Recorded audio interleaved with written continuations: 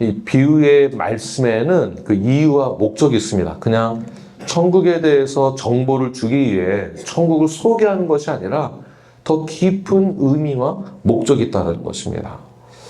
그래서 숨겨진 그 비유의 의미에는 너희와 그들이라는 그런 구분되어진 그 양쪽의 그룹들이 있다라는 것을 항상 비추고 있거든요. 좋은 밭과 그렇지 못한 밭에 대해서 그 밭에는 너희와 그들이라는 그러한 두 그룹을 상징하면서 비유를 계속 드시고 계십니다. 이후에 나타나는 여러 가지 비유들도 오른쪽과 왼쪽, 양과 염소의 그룹으로 나누듯이 너희와 그들로 반드시 나뉘게 된다. 이런 것을 보게 되면 저희들이 몇 가지 의문점을 갖게 됩니다. 왜 하나님을 이렇게 사랑의 하나님, 은혜의 하나님, 긍휼의 하나님, 자비의 하나님이라고 하면서 왜 그들과 너희로 나누는 것일까? 왜 다 사랑해 주시지? 이러한 질문을 하게 되죠. 의문점이 들기도 하고 해결되지 않는 여러 가지 그 두 그룹 속에 하나님이 왜 굳이 이렇게 하시는가? 왜 나누시는가라는 하나님의 사랑과 은혜와 긍휼에 대한 의문점을 갖게 되는데 이것은 저희들이 갖고 있는 잘못된 저들이 갖는 인간이 갖는 기준으로 인한 잘못된 생각이죠. 하나님은 단순히 너는 좋고 너는 싫다가 아닙니다. 단지 둘로 나뉜다는 것은 복음을 받은 자와 복음을 받지 않는 자들이 갖는 열매들, 마지막 결산할 때에 심판의 때에 둘로 나뉘게 되는 모습들을 통해서 그만큼 내가 너희들을 사랑하니 나에게로 돌아오라는 사랑의 메시지가 더 담겨 있는 것입니다. 그래서 결국 너희와 그들이라고 나눠지긴 하지만 주님을 거부하는 자들과 주님을 받아들이는 자들이 있기는 하지만 그러나 은혜 가운데로 돌아오라. 사랑의 자리로 돌아오라. 좋은 밭을 가자라는 뜻에서 이 비유의 말씀을 증거하고 있는 것이죠. 그래서 18절 다시 보시게 되면 그런즉 씨 뿌리는 비유를 들으라 라고 할 때 여기 주어가 빠졌습니다. 그런즉 너희는 그래서 너희는이 누구를 상징하냐 하면 예수 그리스도를 받아들이지 않은 자들, 그러니까 복음을 받지 않은 자들. 자, 보시면 그들은 했을 때는 우리 믿는 자들 말하고 있습니다. 그들은 믿는 자들, 나의 자녀들, 주님에 속한 자들, 너희들만 잘 들어봐. 너희들은 참 좋은 밭이야. 좋은 밭에서 좋은 열매를 맺게 될 거야. 라고만 말씀하지 아니하시고 너희들에게 말씀하시면서 이 복음을 잘 들어라. 어떤 뜻일까요? 나에게로 돌아와라. 우리의 시간 속에서 살아가는 이 세상에 형제 자매들과의 관계 가운데에서 나도 모르게 나만의 기준으로 너희와 그들로 나누는 우리의 잘못된 그러한 신앙의 행습들이 있습니다.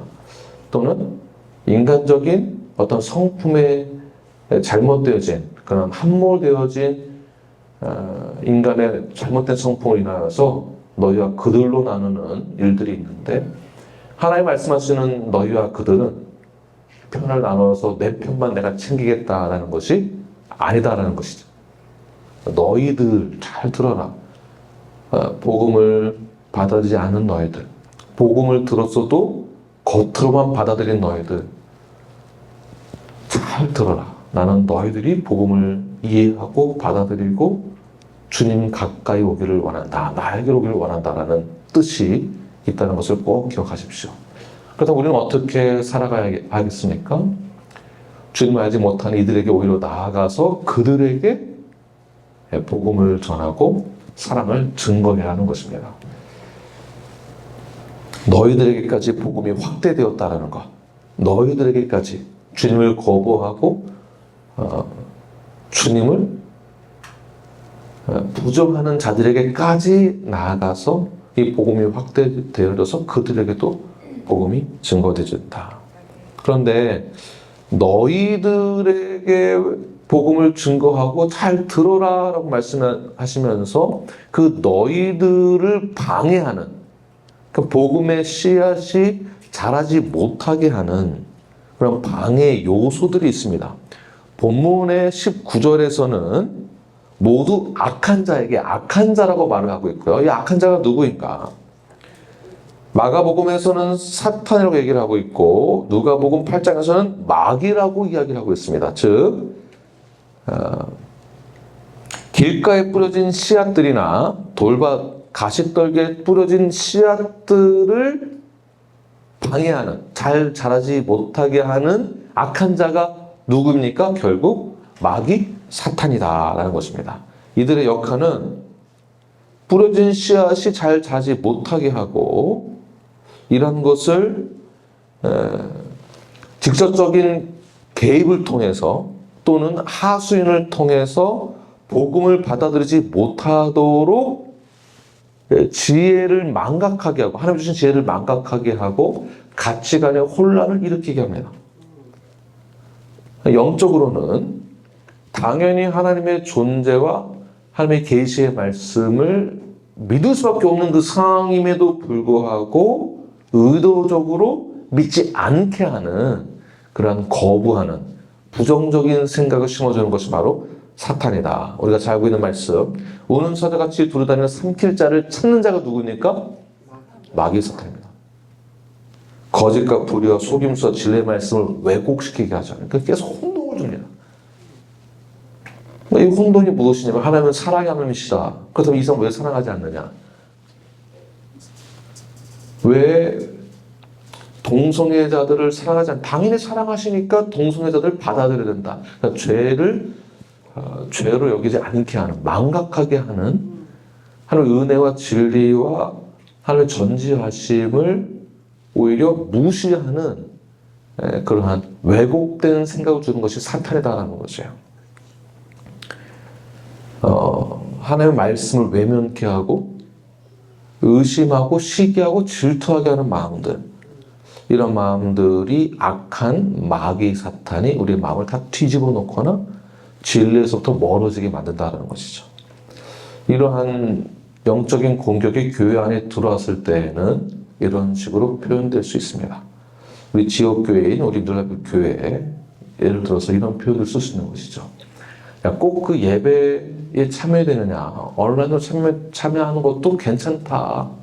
비 오는데 굳이 라든지, 제자훈련 꼭 참여해야 되느냐, 왜 목사 맨날 제자훈련만 강조하느냐, 왜 똑같은 말만 반복하느냐, 왜 멤버십 반복하느냐, 네, 기타 등등.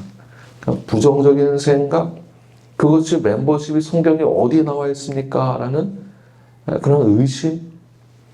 성경의 전체적인 문맥 가운데에서 하나님이 우리에게 원하시고자 하시는 것이 수직적인 표현도 있지만 수평적인 표현 속에서는 하나님과 맺은 그 언약이 교회 안에서의 언약으로 연결되어진다라는 것에 대해서 전혀 인지하지 못한 채 부정적으로만 얘기하게 되는 것이 바로 사탄의 유혹에 넘어진 자들, 돌밭이나 길가나 이런 것에 뿌려진 씨앗, 그래서 방해하는 자들을 통해서 우리의 신앙은 자라지 않게 됩니다.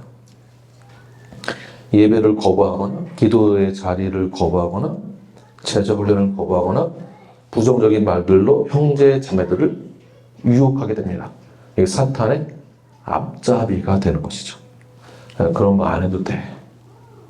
교회 안 가도 돼. 적당히 해. 이러한 표현들을 저희들은 조심해야 됩니다. 아니, 삼가해야 합니다. 오히려 뭐라고 말을 해야 될까요? 당연히 멤버십 해야지. 이것이 성경적으로 옳은 것이니까. 자, 이런 표현들이 저만 하는 것이 아니고 이제는 여러분들이 하시는 겁니다. 여러분들이. 왜냐하면 이미 성경적으로 멤버십이 얼마나 중요하다는 것을 여러 해 동안 저희들이 공부하면서 다 동의하시는 내용들이죠.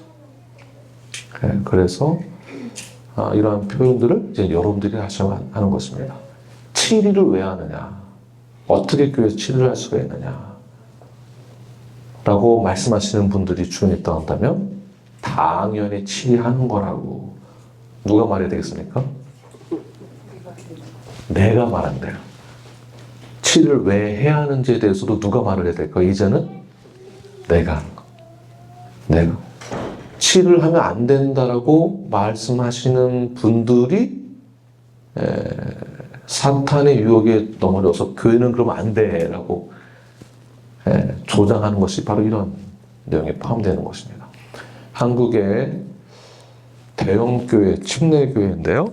대형교회에 부임한 지 5년 만에 그 담임 목사님이 사임하게 됐습니다. 사임하는 그 이유는 구체적으로 밝히지 않고 있지만 알고 있는 사람 대부분은 뭐라고 하고 있느냐 하면 재정적인 금전적인 문제로 인해서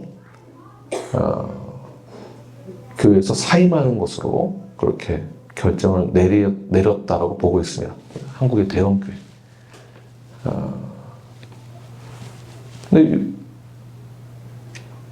교회에서 이런 일들이 벌어졌을 때 우리는 어떻게 일들을 처리해야 될까요? 중요한 문제입니다.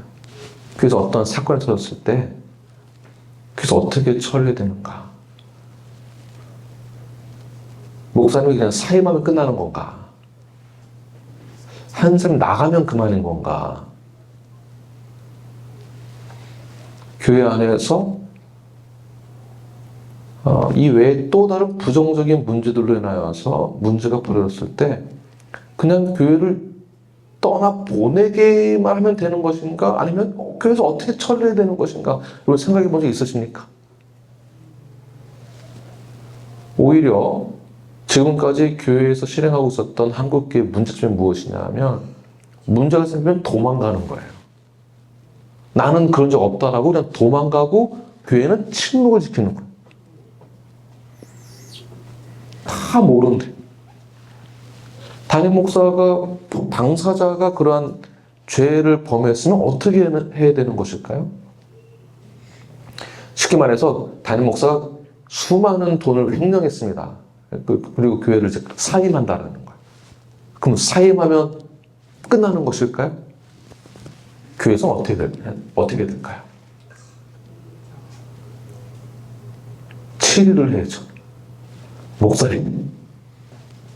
목사님이 그것을 죄라고 인정을 할 수 있도록 성경적으로 7일, 권면, 7일, 필요하다면 징계까지 해서 회개로 인도하고 회개를 통해서 교회는 그를 용서하고 그 용서를 통해서 다시 한번 교회가 다시는 그런 일이 생기지 않도록 더 건강하게 성장하는 것. 이것이 하나님 원하시는 것 아닐까요? 내보내는 게 다가 아니다라는 것입니다. 아니 어떻게 그러한 사람을 계속 목사의 자리로 세울 수 있습니까? 라고 말할 수는 있지만 그러나 회개의 자리로 나오게만 한다면 다시 그것이 시정이 되어진다면 그를 다시 세워야 하는 것입니다. 교회의 역할이 바로 그런 것입니다. 나는 몰라요가 아니에요. 중간지대에 서서 이것도 아니고 저것도 아니고 하나님이 알아서 하시겠지요가 아닙니다. 하나님이 이미 우리에게 말씀해 주신 것이 무엇이냐면 지옥교회, 우리에게 실행하라고 하신 것이 무엇이냐면 회개로 인도하는 거예요. 너희는 들어라. 그 너희가 누구를 말하는 것일까요? 결국에는 제 가운데 있었던 과거에 나에게 주시는 말씀이며 현재 죄를 범하고 있는 나에게 주신 말씀이고 이미 그 말씀을 듣고 회개 자리에 섰다면 그를 이제 너희 눈에서 그들로 옮겨지게 된 것이고요. 왼쪽에서 오른쪽으로 옮겨지게 된 것이고 어둠에서 빛으로 옮겨지게 된 것 그 자체가 우리 교회 공동체라고 보는 것입니다. 그 한 사람을 그냥 내보낸다고 되는 게 아니다라는 것이에요. 지금 현재 이런 움직임들이 있습니다. 이러한 잘못된 실행들이 교회 안에 있다 보니까 어느 한쪽에서는 아니 내보내기만 하면 되느냐, 언제까지 사임시키고 쫓아내기만 할 거냐, 교회에서 다시 원래 자리로 돌아오게 해서 회개하게 하고 다시 교정시켜서 끝까지 그 사역을 감당하게 해야 되는 것 아니냐는 움직임이 한쪽에서 일어나고 있더라고요. 여러분, 내가 또는 여러분들이, 우리 교회가 앞으로 직면해야 될 문제 속에서 이미 저를 실행하고 있는 것처럼 성경적인 실행을 통해서 교회가 올바르게 자라날 수 있도록 너희는 들으라 라는 그 메시지 선포를 여러분들이 스스로에게 또는 어떠한 이들에게도 그대로 증거하며 나아가시는, 담당해 나가시는 저와 여러분이 되기를 바랍니다. 자, 왜 이러한 메시지를 계속 증거하느냐, 왜 그러냐 하면 좋은 땅에 씨가 뿌려져야만 이 식물이 열매 맺을 수 있고 식물이 잘 자라날 수 있기 때문에 그렇습니다. 이런 메시지를 계속 증거를 하는 것이 저 역할이고 교회 역할이기도 합니다. 23절, 24절 말씀을 함께 읽겠습니다. 시작. 좋은 땅에 뿌려졌다는 것은 말씀을 듣고 깨닫는 자니 결실하여 어떤 것은 100배, 어떤 것은 60배, 어떤 것은 30배가 되느라 하시더라. 예수께서 그들 앞에 또 비유를 들으시되 천국은 좋은 씨를 제 밭에 뿌린 사람과 같으니. 보십시오.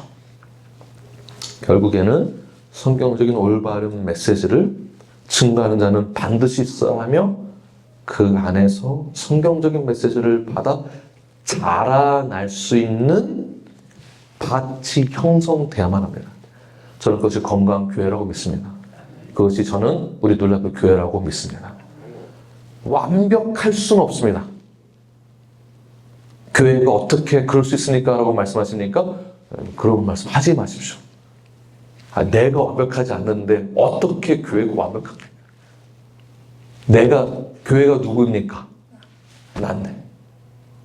그래서 머리 대신 예수님을 만드신 말씀에 순종하고 따라가는 것인데. 그래서 우리가 가져야 될 것은 다시 23절 처음 보게 되면 좋은 땅에 뿌려졌다는 것은 무엇이죠? 말씀을 듣고 깨닫는 자니. 말씀이 선포되지 않으면 어떻게 들을 수 있겠습니까?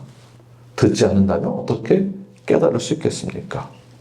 결국 말씀을 선포하는 자가 있고 그 말씀을 듣는 자는 깨닫게 될 것이며 깨닫는 자들은 결국 어떻게 되는가? 24절을 다시 보게 되면 천국은 좋은 씨를 제 밭에 뿌린 사람과 같다.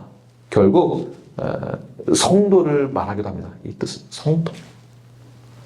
하나님의 말씀을 받아들인 자, 예수 그리스도를 나의 구주로 받아들인 자, 결국 예수님을 닮은 자, 주님과 연합되어진 교회를 말하는 것입니다. 교회가 이뤄야 한다는 것이에요. 말씀을 듣고 깨닫는 자의 모임, 100배, 60배, 30배의 결실을 맺는 자들의 모임. 이러한 모임이 우리 놀라교로서 더욱더 잘 성장하는, 결실 맺는 놀라교가 되기를 바랍니다. 그런데 항상 이렇게 말씀을 잘 다듬어지고 또 엎어지게 됐다가 또 세워지고 이런 일 저런 일 다 겪으면서 부부의 관계도 성장하듯이 교회도 성숙하게 자라게 됩니다. 아무 문제 없는 게 우리 이상한 거예요. 문제가 있어야 교정하고 치료를 통하여 성숙하게 자라나게 되는데 자라려고 할 때마다 항상 마귀는 이 성숙함을 방해하게 됩니다. 25절 말씀 함께 읽겠습니다. 시작. 사람들이 잘 때에 그 원수가 와서 곡식 가운데 가라지를 덧뿌리고 갔더니, 자, 사람이 잘 때에, 그러니까 주인이, 농장의 주인이 잠자고 있을 때에 옆집 주인이 몰래 와서, 그러니까 옆에 주인이 원수를 말한 것입니다. 그러니까 시기 질투하는.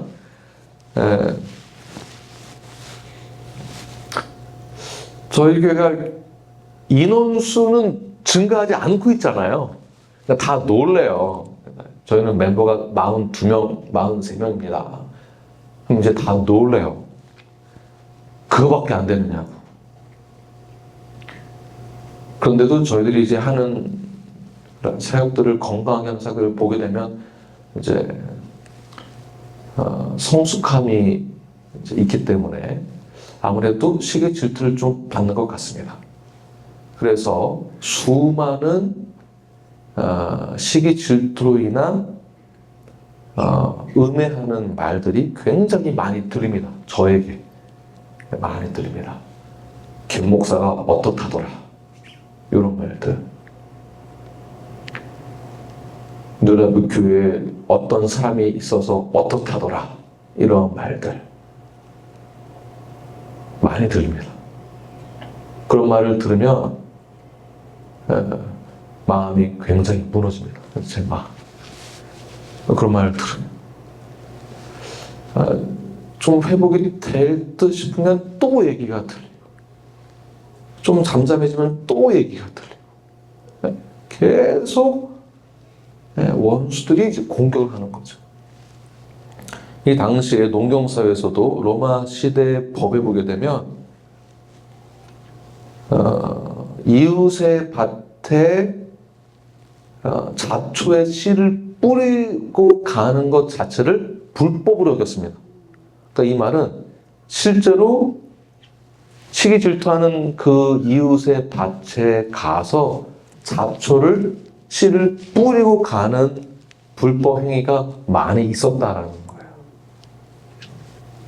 그것이 바로 가라지이고요. 25절 보게 되면 그게 가라지이고, 그 가라지가 가짜 밀을 말합니다. 그러니까 가짜 밀, 진짜 밀이 자라날 때는 구분이 안 돼가지고 같이 키운대요.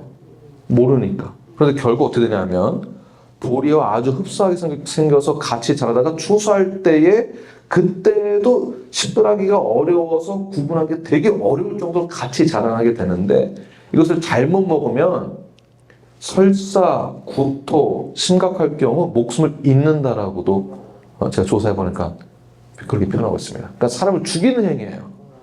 계속 그런 공격을 받으면, 여러분 제 얼굴 보면은 좀 살쪄 보이나요?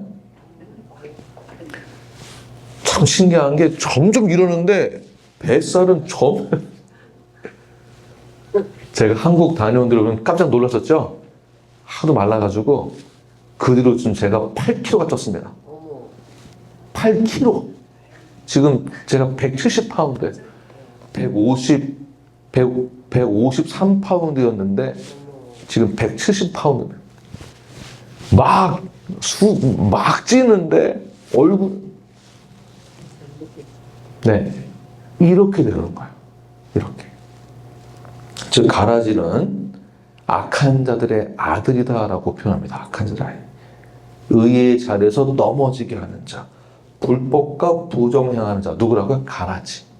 그런데 이 가라지가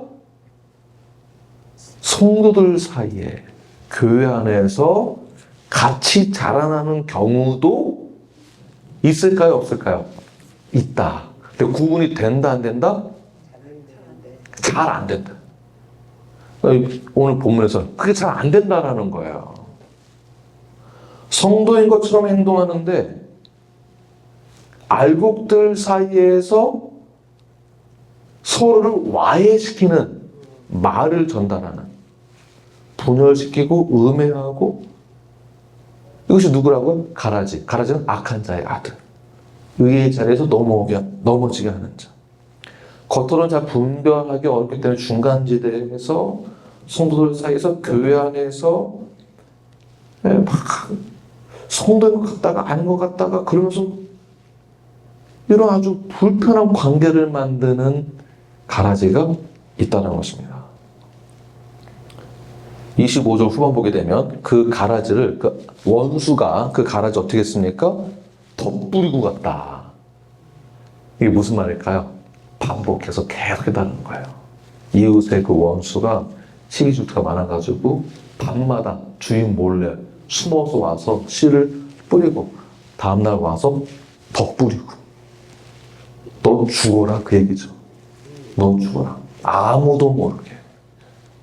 신명기 22장 9절 말씀을 함께 읽겠습니다. 시작. 내 포도원에 두 종자를 섞어 뿌리지 말라. 그리하면 내가 뿌린 씨의 열매와 포도원의 소산을 다 빼앗길까 하노라. 그래서 신명기에서도 그리고 율법적으로도 두 종자 이걸 뿌리지 말라는 거예요. 왜 이렇게 하지 말라고 하는 것일까요? 왜? 신앙의 순수성을 잃어버릴 수 있기 때문에. 조심해라. 신명기에서 말씀하신 이 내용을 토대로 구약을 해석하게 되면 이방신을 섬기지 말아라. 두 신을 섬기지 말아라.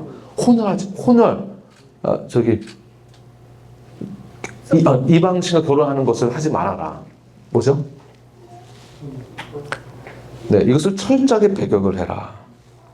이러한 심각한 그 배격하지 않으면 심각한 문제, 부정적인 영향을 받게 된다라는 것입니다.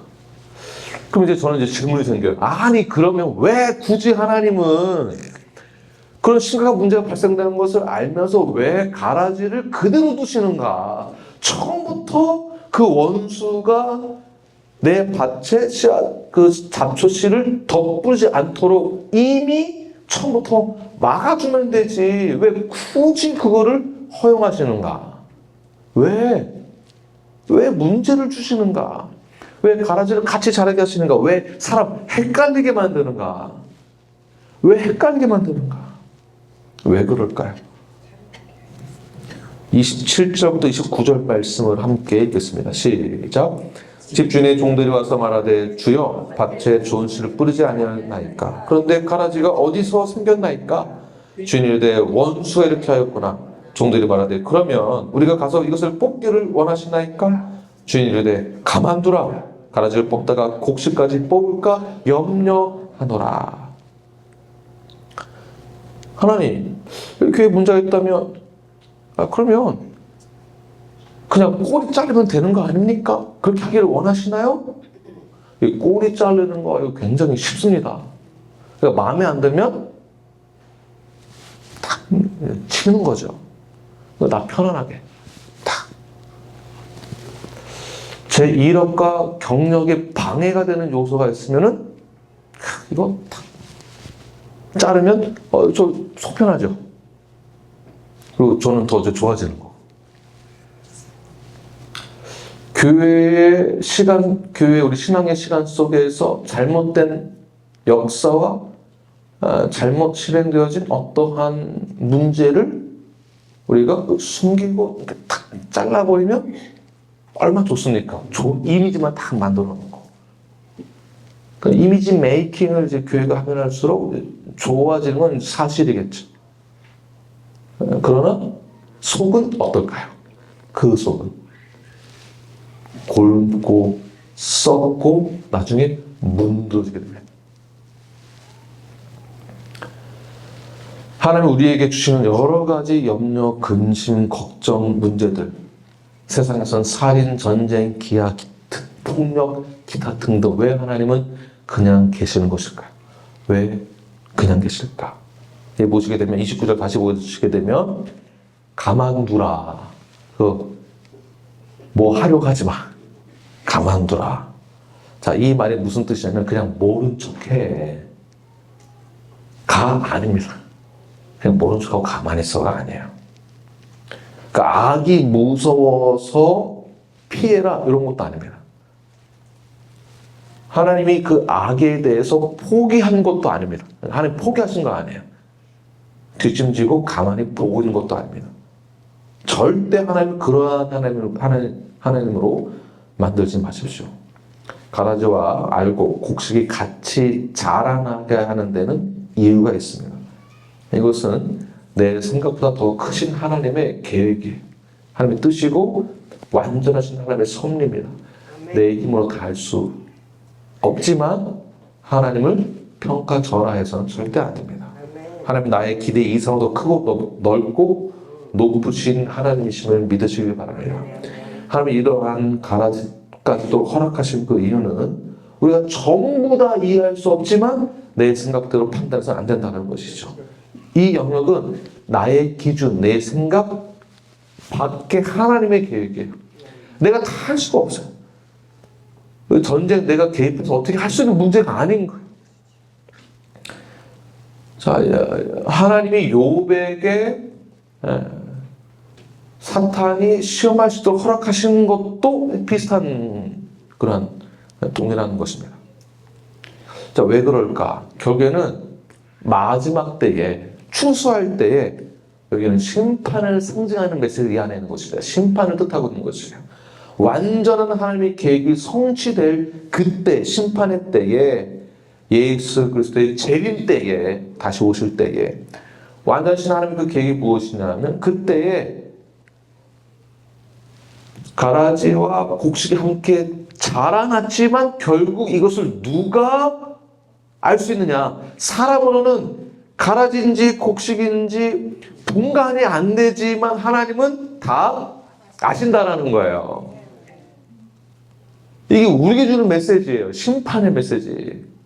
우리 좀 겉으로는 다 성숙하고 잘해 보이고 거룩하게 보이고 하지만 하나님은 다 아신다.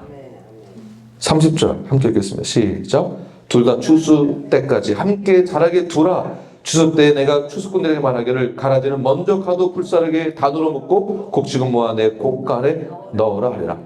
원래 농경사에서는 뭐를 먼저 추수해가지고 묶어 놓을까요? 잘 보관할까요? 당연히 곡식을 제일 먼저 묶어서 보관하겠죠.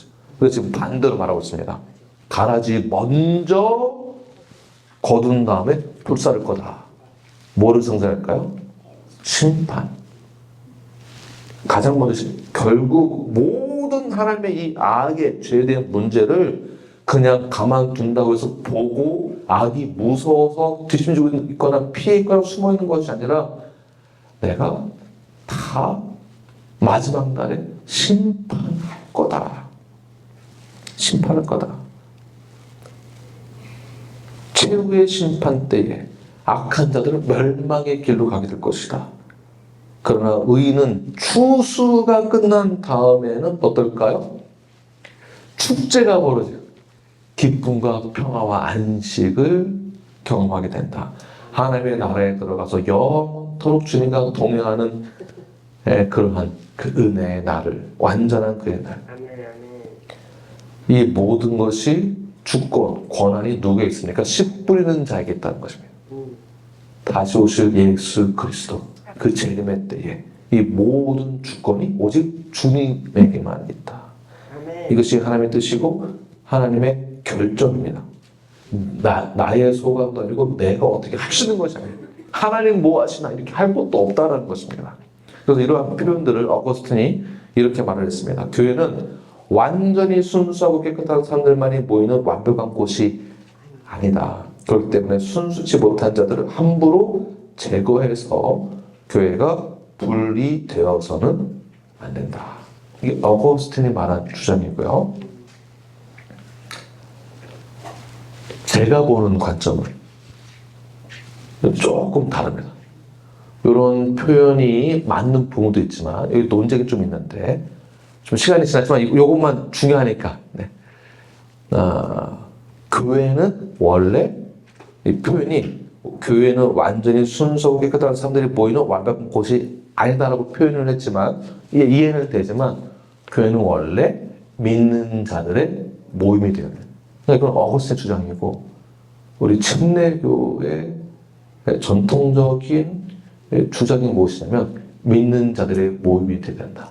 그렇기 때문에 완벽할 수는 없지만 성숙함으로 나아가기 위하여서는 믿는 자들의 모임으로 더 강하게 만들어야 된다는 뜻이에요. 그래서 실행하는 것이 멤버십을 계속 하는 겁니다. 그래서 멤버십.